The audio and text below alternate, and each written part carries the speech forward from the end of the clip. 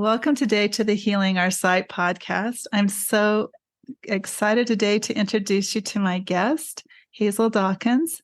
Those of you who've been listening to the podcast may remember that Mikhail Lievens mentioned her book when we spoke, and I have since purchased that book online and read it, and it's amazing.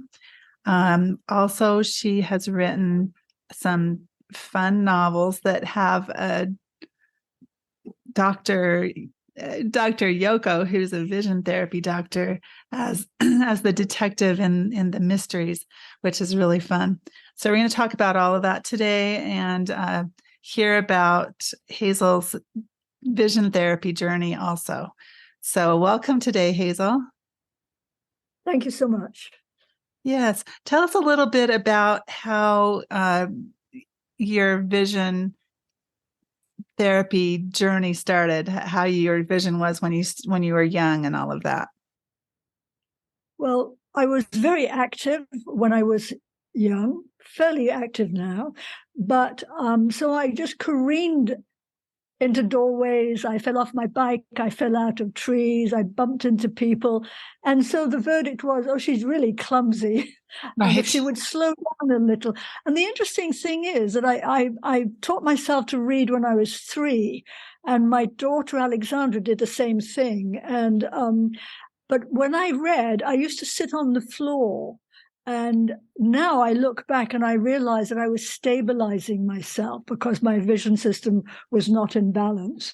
Mm-hmm. But it was not until I was in my 40s that I discovered vision therapy. And amazingly enough, the practitioner, Dr. Edelman, lived 5 minutes away from me.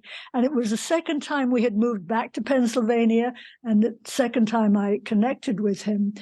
Purely because we had bought a house and we'd looked at other houses. And one of the houses, the wife made quilts and the husband was a carpenter. And I thought, ooh, that's a good couple to know. And so we hired the carpenter to do some work. And then I hired the wife to make a quilt. Mm-hmm. And when she came to the house, I had put up a sheet of paper with some vision exercises from Aldous Huxley's book, which a friend had recommended.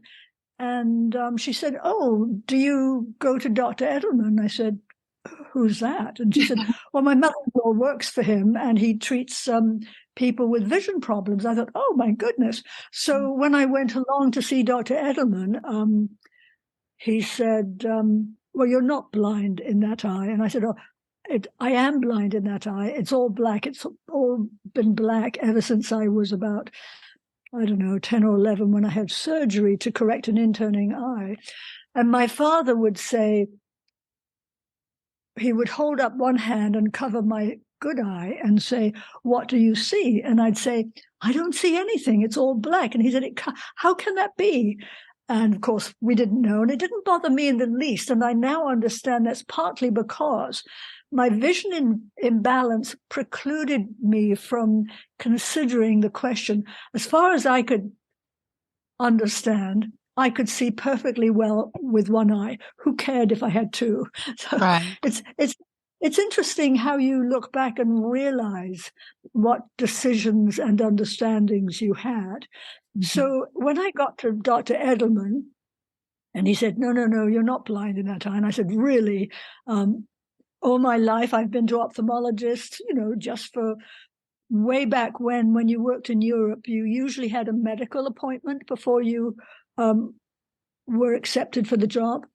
Mm-hmm. And the ophthalmologist would say, well, you have good sight. And I said, well, how come I don't see with one eye? And they'd say, what do you mean? And I'd say, what do you mean? So it's one of those puzzling questions. Yes. So clearly the eye that was not seeing was healthy. So Dr. Edelman explained to me that because the input from both eyes fuses halfway back to the visual cortex, my two eyes were not fusing accurately together to form one image. And so that's why I didn't really understand where I was in space. That's why I bumped into doorways, etc. And actually, just a few years ago, one of my daughters was with me at Dr. Lazart's office. Excuse me. And she said, well, that's very clear. Why can't she see that? And Dr. Lazart said, cover one eye with your hand. So she did that. And he said, what do you see now? And she said, oh, yes, that's difficult. I don't. So that was a very quick introduction to using both eyes or using one eye. And I'm so glad that people are becoming more aware, because it's a hidden health issue, because your hormones and your vision are intimately connected. So if you have an imbalance in your vision, then it's playing havoc with your hormones. And that's interesting. I hadn't had anyone tell me that before. But think about it. If you turn around and see a tiger, your first impression is, wow, and it's fear or flight, yes? Yes. Because your adrenaline has kicked in, right? Right. So what you see, what comes in through the vision system, has an enormous impact on your life, not alone physically when you bump into the door like I did when I was a kid, but literally the rest of your body. So, and that can be very, very difficult. The other aspect is that living with a vision imbalance is like having 20-pound weight around your waist. You're carrying an extra burden. And after I had some vision therapy, things really changed. My husband said to me, well, I want the Hazel I married. I don't want a different Hazel. So I dutifully repeated this to Dr. Edelman. He said, oh, you'll be the same Hazel, but you'll be much nicer. You'll be much calmer. And it was so true. Right. So, yeah. Well, it's not like vision therapy is going to change your personality or anything like that, right? Makes you a better version of yourself. Yes, very nicely put, yes. Awesome. So you were in your 40s when you finally found vision therapy, right? Yes, yes. How long did that whole process take you? Well, I have to admit I was not a very good candidate. Dr. Edelman prescribed glasses, and I would put them away, not wear them. So I'd be going back for an appointment, and I'd be walking up the path, and I'd fish them out of my pocket and put them on. And he said to me once, I saw you do that. You're not wearing the glasses. So I said, well, I never had to wear glasses. I don't see what difference it makes. And he said, look, here's an experiment. You wear the glasses one day and see how you feel at the end of the day. The next day, don't wear the glasses and see how you feel. And I was astonished, because at the end of the day, wearing the glasses, I was comfortable. At the next day, not wearing the glasses, I was exhausted, because I was having to work really hard to figure out where I was in space. And so that persuaded me. So I wore the glasses, and then I went fairly regularly. And in fact, Dr. Edelman said to me, you're a strabismic amblyope, or as I like to say, an amblyopic strabismic. And he said some practitioners won't even work with them because it's a very deep-seated problem and it takes a long time to eradicate. And again, he was quite right. So I think, I'm just trying to remember, I think at one point we were visiting friends in Phoenix, Arizona, and I'd contacted a practitioner in the area I said, I want to write a book and about this therapy. And I said, I've sat in on some of the clinics in New York at the College of Optometry there, visited various practitioners. And so this fellow was really good. And there was one woman, an orchestra player, violinist from Israel. She was visiting, I guess the orchestra had been playing in the area, and she'd gone to him because she'd had headaches. And it was amazing. He was explaining to her what the problem was, and she was just resolutely saying, no, no, no, no, no, no. And he said, here's the address of somebody you can see in Israel. Well, I don't see why I need to do that. Well, if you were having headaches, where I recommend some glasses, and I think it'll be helpful. So I remember sitting there and thinking, this is why it's a challenge for the practitioners, not to mention that frequently ophthalmologists are very backward in coming forward. Yeah. It's partly territorial, which is ironic because optometrists frequently recommend people go to an ophthalmologist. Sure. But it's very rare the other way around. And partly there have been comments that by the ophthalmologist, there is no research to this. And I'm sorry, there's well over 1,000 documented, whatever I forget what the correct word is, but these are validated research studies which do show that it, and in fact, going back a few years in the US, the government would pay when students in class were shown to be poor students and have a vision imbalance, they would pay for vision therapy. That soon got kicked out, which is a great shame. Yeah. But so as I say, I did the research, I wrote the book. Well, actually, I had said to Dr. Edelman, well, there should be a book on this. And he said, oh, there's lots of books. So when I looked at his bookshelf, I said, no, these are professional books for the practitioners. I'm talking about a book for the general reader. And he said, well, you have to go talk to other practitioners. And I have to say that I was very dubious about what he had told me until I started doing the research and found that everything he said was absolutely accurate. And talking to other practitioners, I put together what I call a brief overview of the Suddenly Successful Student. And then I wrote a larger book, which I called Suddenly Successful, not thinking of another title. I thought, but some people complain that you can't please everybody. So there's actually two different books, and one of them was called Suddenly Successful Student, and the other is Suddenly Successful Student and Friends. Is that how that went? No, the big book is called Suddenly Successful. Okay. But there's a third book, which is my most favorite one, which is Focus Your Mind's Eye, which is case stories that I collected from actually more or less across the world. I wrote to a lot of practitioners. And once when I was visiting in Australia, visiting friends and family, I visited a couple of practitioners and so was able to include some stories from them. And in France, I visited someone in Paris, I think. Yeah, so it's going back a long way now. So, well, the book the book that I have said that it came out in 1990. Is that about the time frame?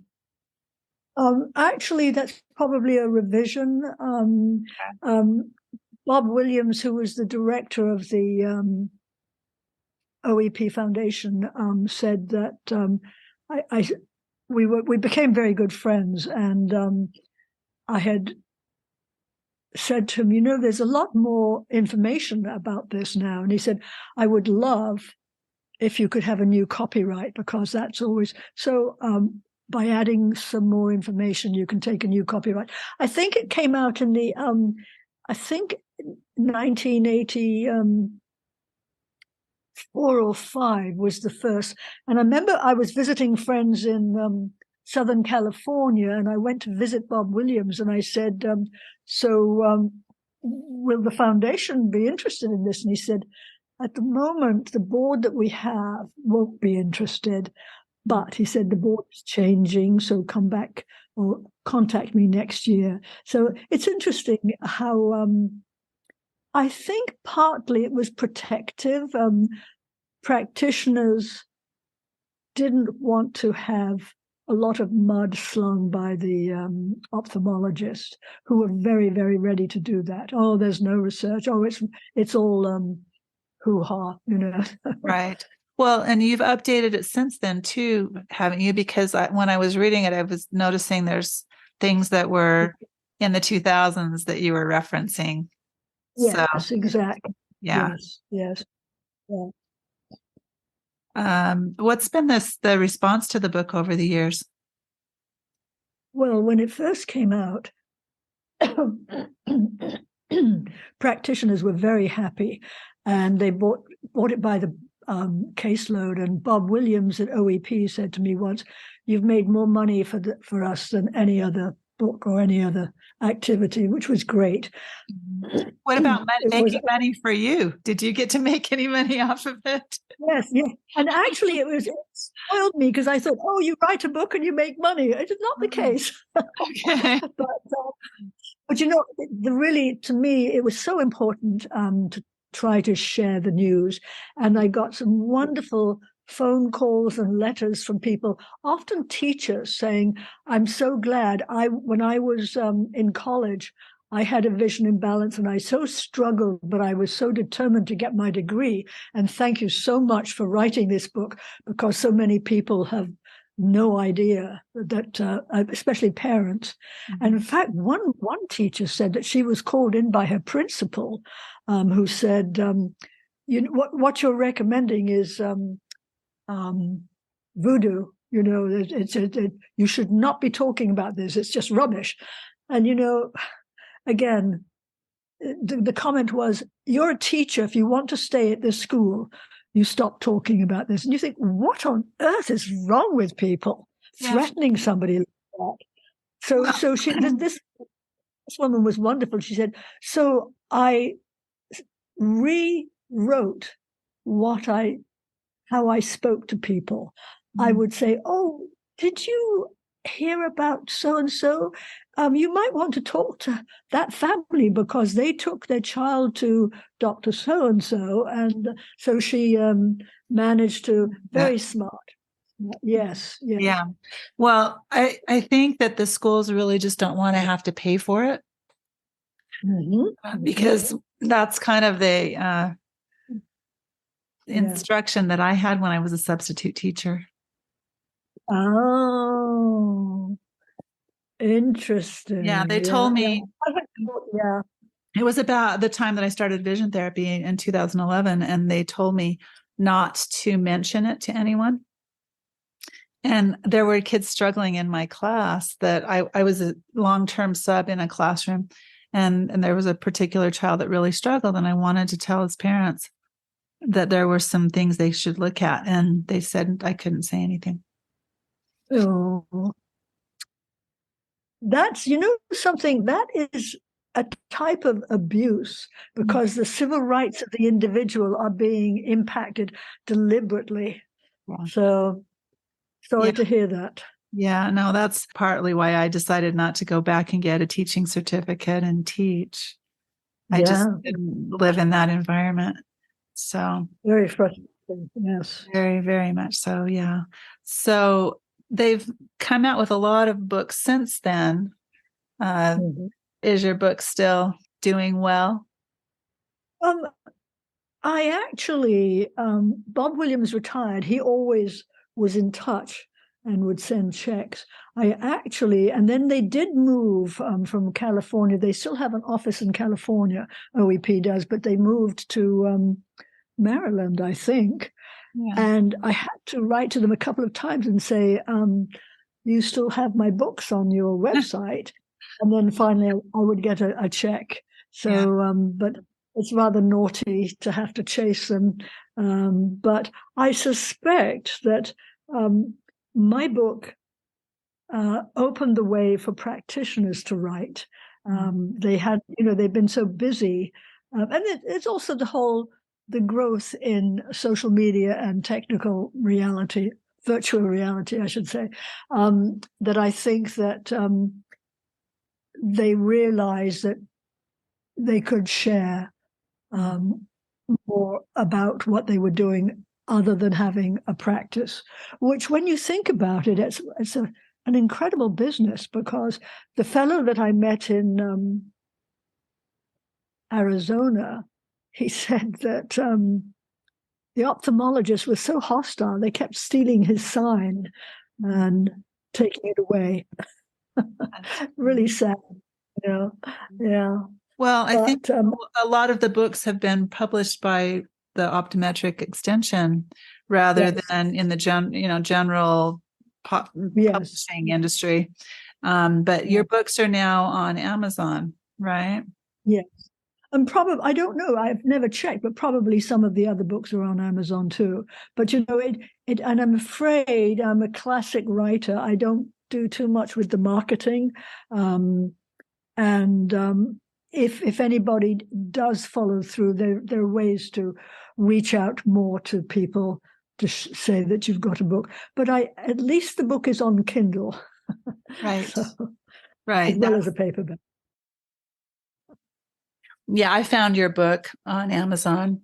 I haven't looked for all of them on there, but I did get Suddenly Successful Student on Amazon, and the first Dr. Yoko book, Eye Sleuth, I got on Amazon. I don't know if all of them are on there, though, on Kindle. Should be. And in fact, I have a cousin-in-law in Australia who insists. My website disappeared, and quite a few years, and Deb insisted on retrieving it. So which was great. And I'll ask her. She's very good at technical matters. I will ask her to follow through. I think she did retrieve that recently. I think we had. I'm pretty sure she did find out that they weren't all on Amazon, and she did find she did something about that. But I'll double check. I will make a note to myself to double check. I may want to read the rest of them after I finish this first one. I thought it was really fun that you put real people into your novels. Did you have to get permission from all of them to use their names in there? Actually, I do know a little bit about copyright law and etc. If you keep any mention, if the person is a public figure, which people with the business, they're public. If you keep the mention to a small amount, that you are legally covered. But Bob Williams used to go around saying, "Do you know you're in a book?" Like Dr. Beth Bazine, etc., and Dr. Ballinger. I just thought that it was important to show that there were real people doing this. I had enjoyed reading mysteries, and so at one point I thought, it would be such fun to write about a practitioner. And of course, I like to make life difficult for myself, so I made her a Japanese American. Right. When I lived outside Detroit, I knew a lot of Japanese Americans and a lot of Japanese who were in the US for 5 years, usually with the automotive industry.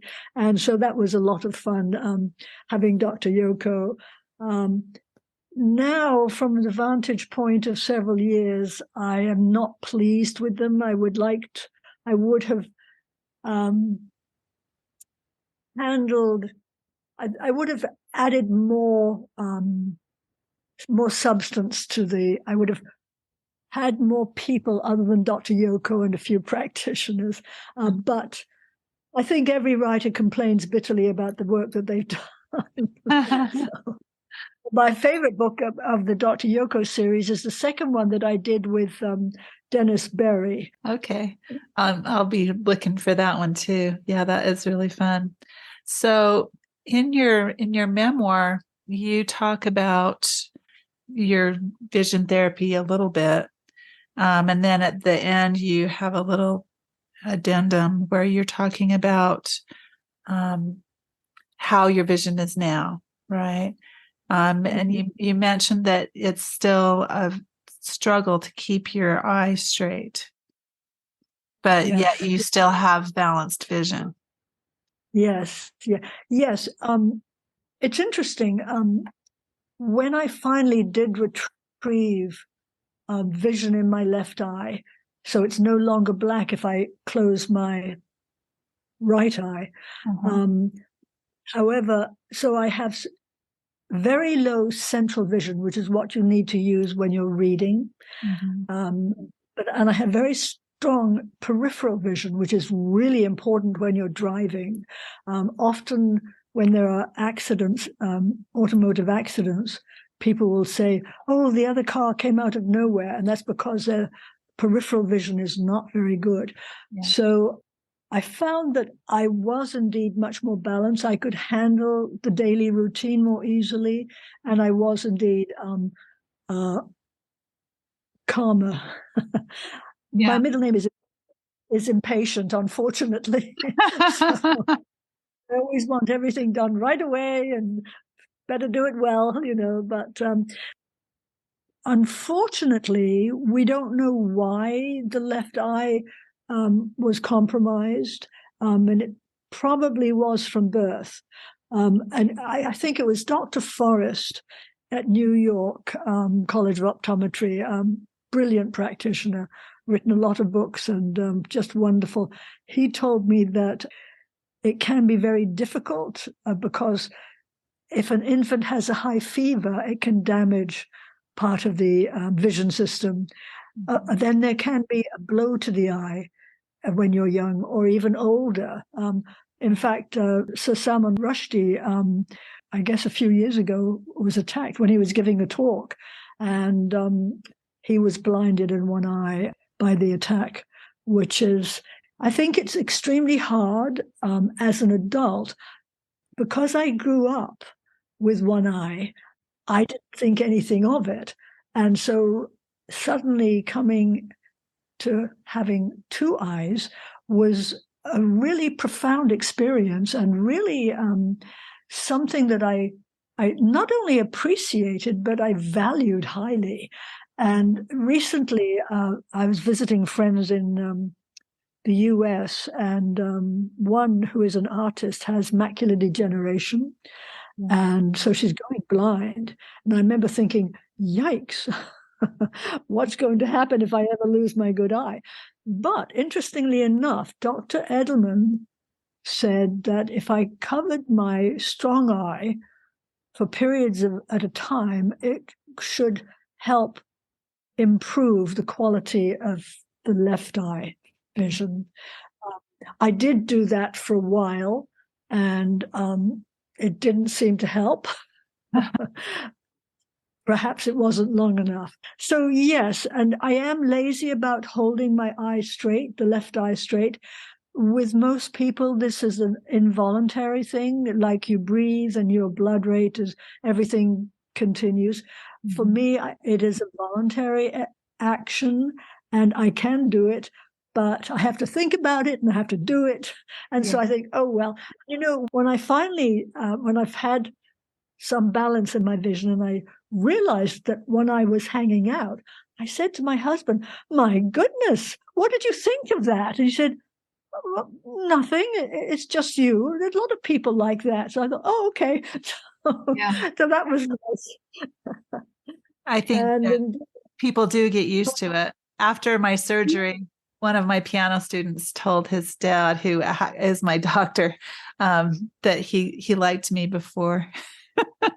He had to get used to my eyes being straight. isn't that Yeah, interesting? it's funny. So and Yeah, children tend to notice it more than adults even do, too. yeah. Oh, that's interesting. Yeah. Huh. It was funny. In there, you also say if you see someone whose eyes aren't straight, that doesn't mean their vision is out of balance. And when you see someone whose eyes are straight, it does not mean their vision system is in balance. So I guess I always thought that if someone's eyes were crooked, that they actually didn't have that balance, that they weren't seeing in 3D. Is that not the case? Do you see in 3D? That's an interesting question that you pose, because Dr. Edelman made that statement to me. Mm-hmm. And I didn't question him about it at the time, but all I can think is that very possibly when you look at somebody and their eyes don't seem to be straight, that doesn't mean that they're not seeing in 3D, that there isn't balance. I think it could be a little bit like something is on the edge, but it's not falling over. Have you ever seen, when you see a cat sitting next to something and it nudges something off the edge? As I say, I'm not entirely sure, but I don't think Dr. Edelman would have said that to me without it being reasonable. And it is true that plenty of people that I know whose eyes are straight, they do have vision imbalances. And if they can be persuaded, I have now learned to stop telling people unless I can do it very discreetly and diplomatically. In fact, one day I was out shopping and I passed a mother with a little boy, and literally his eyes were going around in circles. I remember stopping and thinking, what the heck? And then I thought about it and I thought, oh no, that I cannot not say something. And I went back and I said very diplomatically, excuse me, but I just wanted to mention that I know a doctor who can be very helpful to youngsters with vision problems. And the mother was understandably so a little defensive. And she said, oh, well, it's his kidneys. We're seeing a specialist for his kidneys. I'm thinking, oh. So I did ask her where she lived, and it was in Pennsylvania. And I said, there are two practitioners I can recommend, Dr. So-and-so and Dr. So-and-so. And I don't know what happened. So, yeah. And undoubtedly, again, going back to the reference that your hormones are affected by your vision system, so your kidneys, Sure. which it's an amazing thing that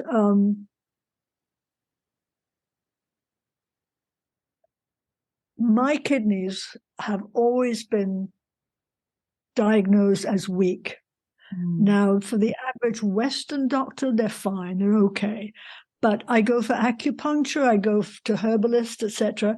And in fact, a friend of mine was studying acupuncture and herbalism with an MD who was a cardiologist and an acupuncturist, and Dr. Gu in Philadelphia. And when you walked into, he had a shop front, and when you walked in, every wall was covered in little drawers. And if he made up a herbal prescription, he would open little drawers and take things out.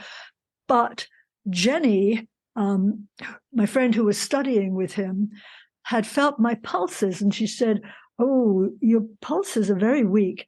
Ask Dr. Gu about this. So I had gone in to see Dr. Gu, and he said, oh, really? Is that what Jenny says? And then I don't know if you've had acupuncture, because they feel the pulses in both wrists, and there are two pulses in each wrist.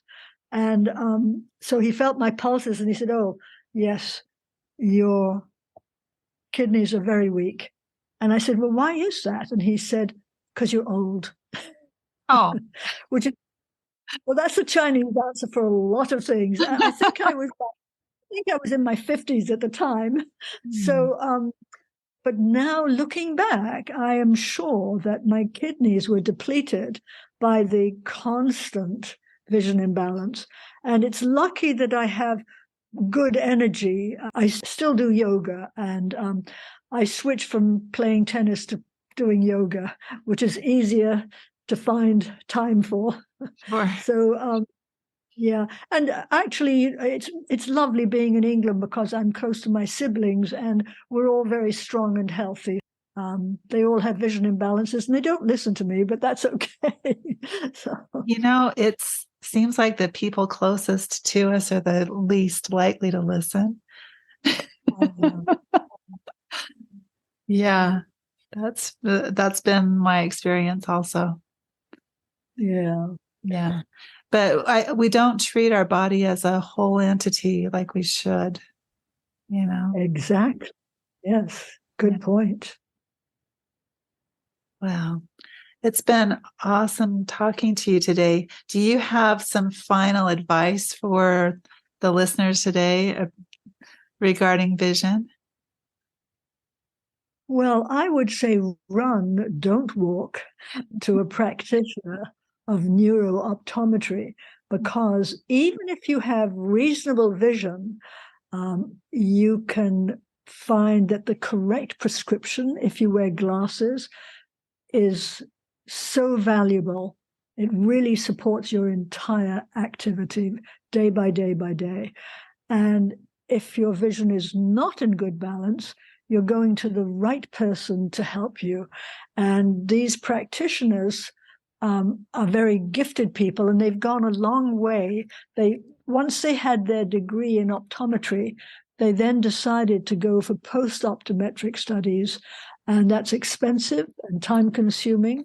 And most practitioners, if they're not affiliated with a college, are in business for themselves. So they really value people supporting them, and we value having them to support as well. So, yes, I can only suggest that this is a very critical situation for health, for your overall health. And now it's called neurooptometry because the brain is very involved in the vision system. And as you know, without a brain, what happens? That's for sure. Yeah. And I think people don't realize that it can help everyone, can help. Like you mentioned in your book, that they did a program for policemen, even. I thought that was interesting. Yes. Yeah, that was Dr. Forkiotis in Connecticut, and Dr. Bertoli. Dr. Forkiotis was